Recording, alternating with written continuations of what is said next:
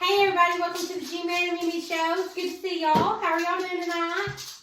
Alright, today we're going to do something a little bit different. We're going to unbox the Deadbolt Mystery Society Murder in 3B. Now let's take a look at this real quick. And what this is a subscription-based murder mystery. You get one a month. And it's a new mystery every month. Now, we didn't choose the subscription. We just bought the standalone mystery.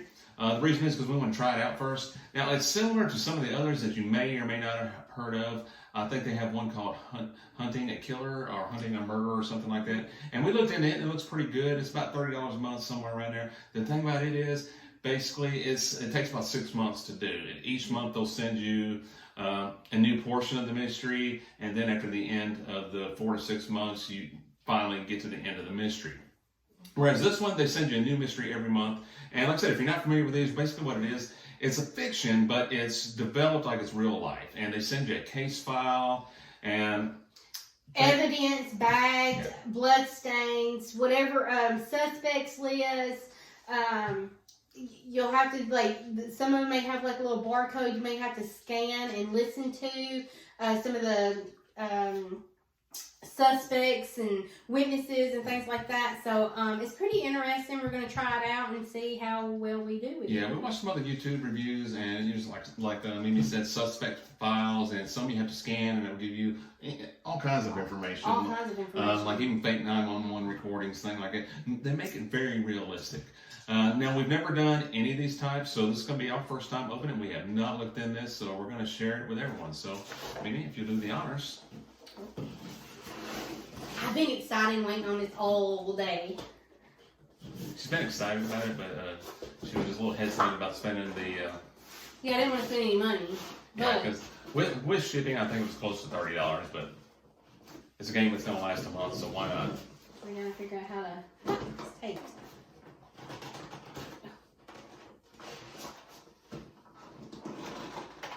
So just a little difficult to get into, so we'll figure out how to get into it.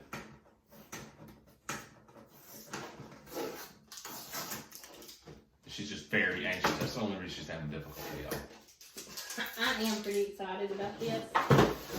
So let's see what we got. Okay, so we have a start here sheet. It gives you some directions and tells you a little bit about it, of what to do, puzzle pieces, how to solve all the puzzles. Because each one that you may get, you may have to solve puzzles in order to go to the next step to find your clues.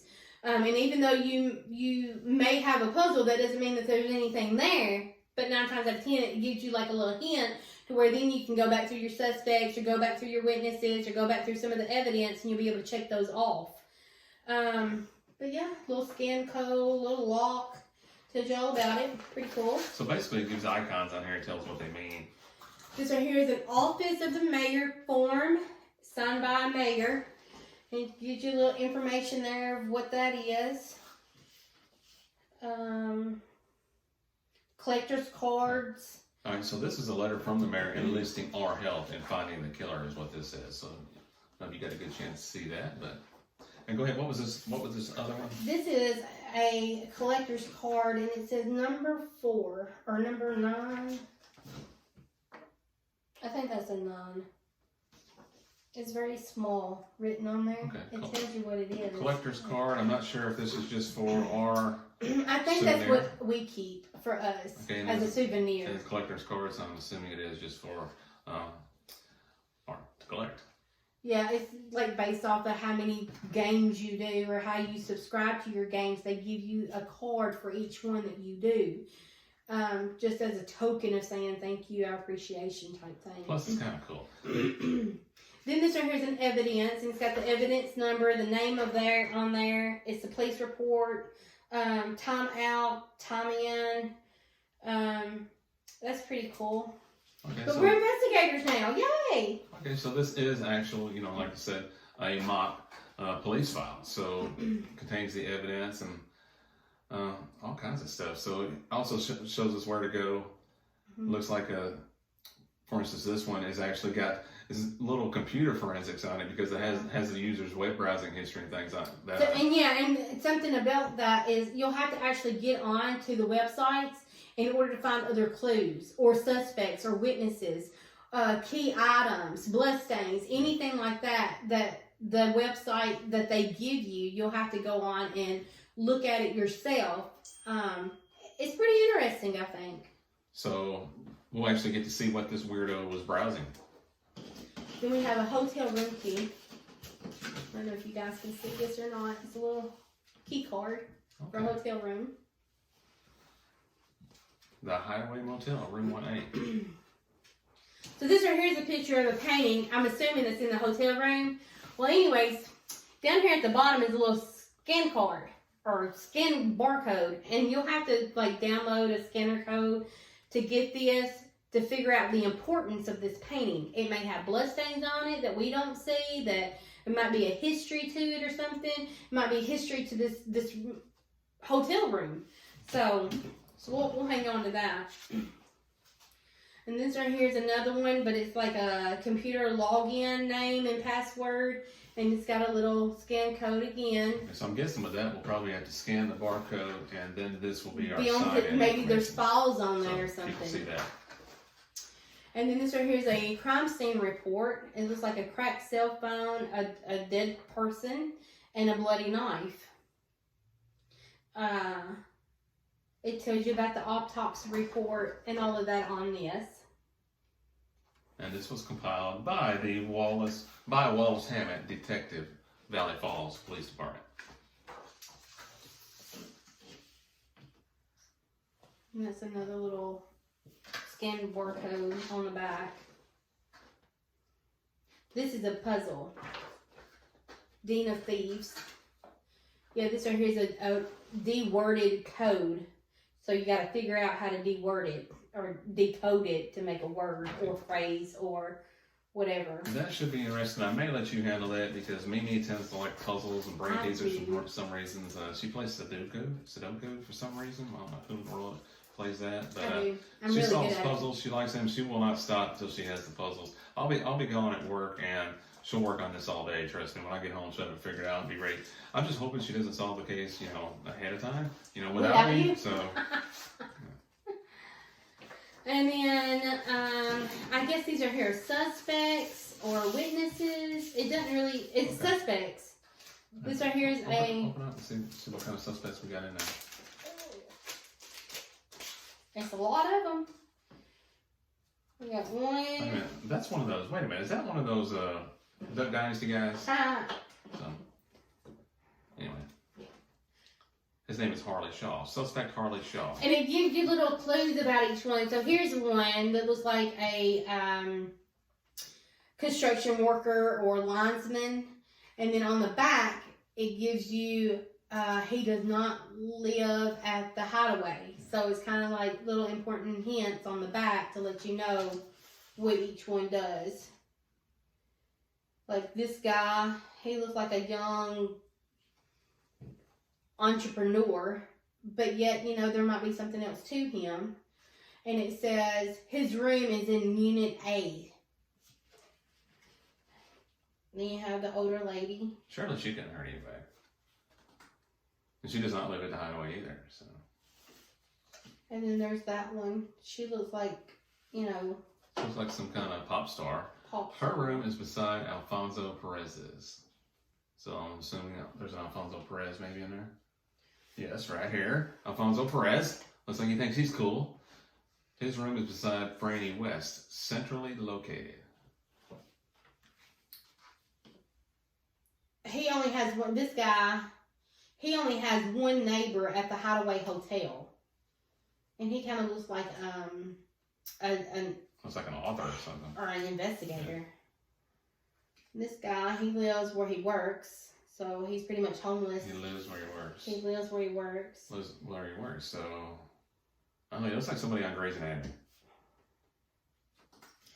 And then we have a victim. She's the one that's the victim. She's the one that was killed in room 3B at the hotel, in the Hideaway Hotel. Okay. So those are our suspects. So those are all the suspects. Well, during this, looking at the suspects and things.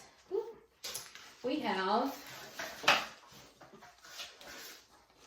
a lot in this box, y'all.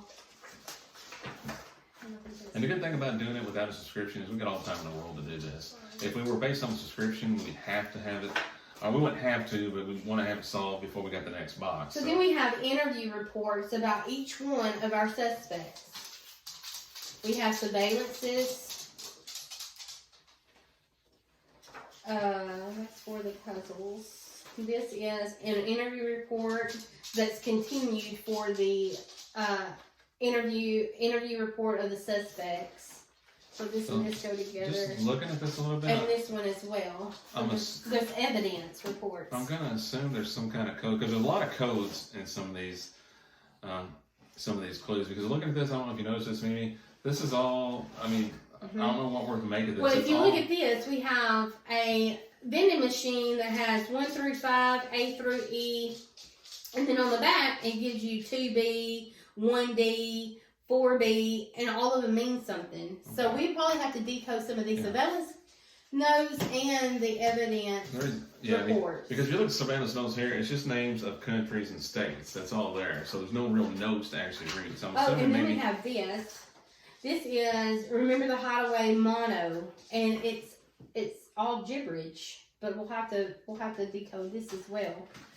Then we have numbers, so that's the code of something. Found among victims' personal effects in 3B, so them are numbers. And then we have, these are here for the puzzles. Found on Megan Thompson's laptop, taken its evidence, and it's a lot of words, a lot of letters. Numbers 1, 2, 3, 4, 5, and if you look at this, it's 1, 2, 3, 4, 5 on the vending machine, and then A, B, C, D, E, and then A, B, C, D, E is also on this page as well. All right, like I said, we're gonna let Mimi solve the brain teasers. And then this right here is evidence: clock, time, hours, seconds, duration, sent, received, call, cell site. So it looks like cell phone data. Yeah, that's pretty cool. That's cell phone data that's there. That's pretty cool. That's the victim's cell phone records? Yeah. I suppose? Mm-hmm. Okay. And then this is a wanted poster. So we'll have to scan this barcode and figure out what it's telling us. Who it is. Maybe giving us some leads about who, what's going on there with that. And then, of course, the hotel do not disturb. Staying with us is as easy as 1, 2, 3. So that might be a clue there because it's got a little arrow. And then we have another little thing here with a hanger, but we have another little an accomplice barcode. I'm telling you, this box is full of good stuff. And then here at the end, it says solve all the puzzles and ready to solve the box. So it's probably easier if you go through all the puzzles first and gather more information as you can. And then try to figure out and listen to, like this, the little barcodes. Write down, jot down any information. Then you want to go to your websites and look up information or listen to whatever it tells you to do. The same as your username and password on the computer. And then whenever you get ready to solve the case, it gives you like little helpful hints and things like that. And when you think you solved it, you can go online, you can click it, and then there's another little barcode to scan, and it tells you who killed Megan Thompson, if you were anywhere near being close to it. And you can get ready for your next clue. This is, the Hideaway Motel has 2 empty rooms at the time of the murder. So it's just kind of a layout of how the rooms are, where the pool's located, where the garden area is, the maintenance, and the vending machine. And this will kind of give us a visual of where the suspects were at as well, because on the back of the clues it tells us which room they were in. So we'll be able to if they were in a room. We can actually write on this, and we can actually use this as our layout form for when we do go through our stuff, and we can actually put people's names or evidence or whatever on this page, so where we don't have a whole lot of papers and things like that laying around, we can actually just use whatever's in this box. And that is all of the box. So I think what we're going to do, if you've seen any detective movies or watched LAPD or anything like that where they do any of investigative work. I think what we're going to do is use this wall right behind us And pin. and put all these suspects on the wall and draw lines, do whatever we need. We're going to get this figured out. I don't know if we'll get done in a month or not, but with Mimi and her puzzle solving ability, we may be done, or she may be done within a week or so. So I'm hoping not. Oh, G-Man's giving me way too much credit. Like I said, she likes Sudoku. I don't know, but Well, I'm playing an investigation game now on my phone, but it's nothing like this. This is actually she's real. playing a hidden objects game. Not quite a comparison, but still. But I'm a investigator. I'm a special investigator on it. Plus, we watched a lot of Dexter too, so this should be fun. But we will be back, and hopefully we can get done in a month, maybe sooner. I don't want to do it too soon because I want to have fun with this. But once we're done, we'll kind of give a review of what we thought about it. We won't give away what we found or anything because that would spoil it for anybody else who wants to buy the box. But we will give our thoughts on the game itself, of what we thought, how we liked it, if we didn't like it, the pros and cons of what we did and didn't like. And just kind of go, and you know, even the price of it to see, you know, if it's going to be worth it. And hopefully, you know, we'll have our war room set up here, and we'll have all these pictures on the wall. And the next video, you get to see everything. So that's our plan. Anyway, we'll see how it goes. Yeah, sounds good. We'll be back. Bye, you guys. We'll be back in approximately a month, maybe sooner, depending on Mimi's sleuthing abilities. Gotta go solve the case.